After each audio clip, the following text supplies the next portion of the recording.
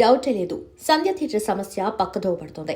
ఇటీవల జరుగుతున్న పరిణామాలు, మంత్రులు, ముఖ్యమంత్రి, పోలీస్ అధికారులు చేస్తున్న వ్యాఖ్యల్ని బట్టి వాస్తవాలు క్లియర్ కట్గా అర్థమవుతున్నాయి.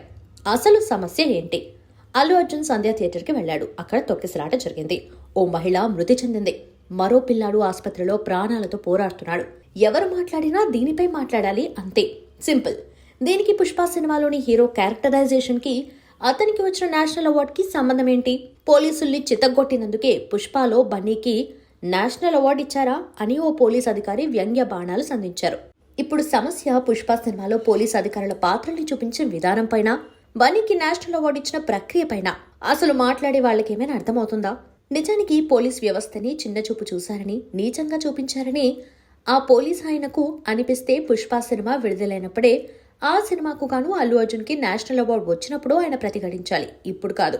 ఇప్పుడు కేవలం సమస్యపై మాట్లాడాలి. కానీ దాన్ని గాలి కొదిలేశారు.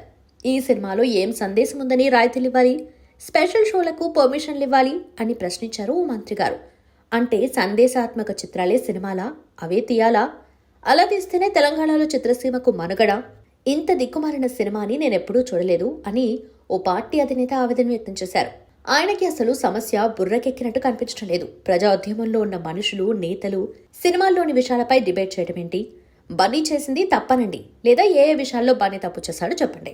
అంతేకాని అసలు సమయం సందర్భం లేకుండా ఓ సినిమాని పోస్ట్ మార్టం చేయడం ఏంటి?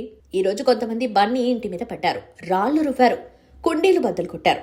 ఇలా చేస్తే చనిపోయిన రేవతికి న్యాయం జరుగుతుందని భావించడం వాళ్ల మూర్ఖత్వం. అద్దాల మేడలపై రాళ్లు రువ్వటం ఎంతసేపు? కానీ పొరపాటున రాయి ఎవరికైనా తగిలితే, ఏదైనా జరగరానిది జరిగితే, ఆవేశం కట్టలు తెంచుకుని ఇంకా మూర్ఖంగా ప్రవర్తిస్తే అప్పుడు జరిగిన నష్టానికి ఎవరు బాధ్యత వహిస్తారు? ఆ విషాదానికి కారణమెవరు? అల్లు అర్జున్ చేసింది తప్పు ఒప్పో న్యాయస్థానం నిర్ణయిస్తుంది. తప్పు చేస్తే శిక్ష పడాల్సిందే. కానీ అది చేసిన తప్పుకు మాత్రమే, సంధ్య థియేటర్లో జరిగిన ఘటనకు మాత్రమే.